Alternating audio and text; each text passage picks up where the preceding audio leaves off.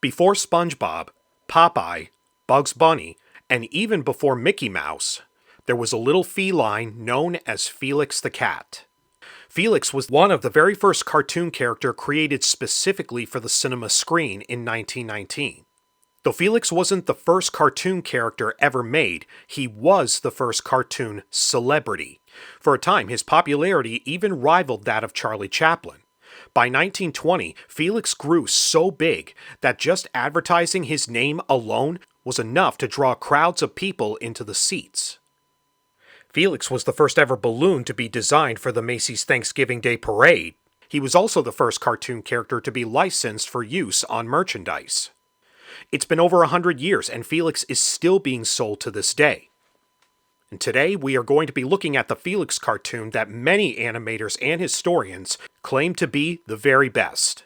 At number 50 on our list, we have the 1923 short, Felix in Hollywood. So in this short, Felix is owned by an out-of-work stage actor who finally admits that he must go to Hollywood and get into movies. Of course, he has no money for the train, so he orders Felix to go out and get a job to make enough cash for the ticket. But after he does, Felix's efforts are neglected, and he ends up stowing away as his master's suitcase.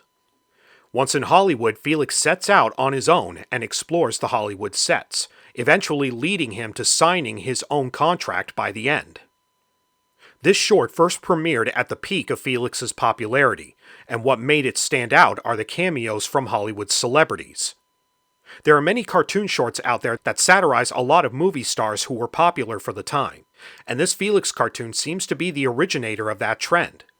The most iconic image of the short is when Felix shares the screen with Charlie Chaplin, where Chaplin accuses Felix of stealing his routine. Aside from Chaplin, the short also has appearances by actress Gloria Swanson, comedian Ben Turpin, who was best known for his cross eyes, there's Western star William S. Hart, actor Douglas Fairbanks, and director Cecil B. DeMille. There's even a cameo from William H. Hayes, a former politician turned cinema censor. The Hays Code censorship that controlled Hollywood from 1934 to 1968 was named after him. Give me the bird! Give me the bird! If the Hayes office would only let me, I'd give him the Boyd, all right. There is one cameo appearance that is a bit questionable, though.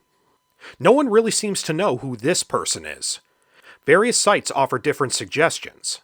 Doing my own research, the actor I'm leaning towards is German actor Joseph Swickard, best known at the time for his performance in the American film The Four Horsemen of the Apocalypse, starring Rudolph Valentino. The film came out in 1921, and seeing as how this short came out in 1923, the timeline seems to match up well enough. But again, that's just my personal opinion. Another reason I think this cartoon stands out is because it sort of gives Felix an origin story. I can't confirm whether this is the first time an origin story was given to a cartoon character, but I'm sure it was still revolutionary for the time. It fleshes Felix's character out more, gives him more of a life history.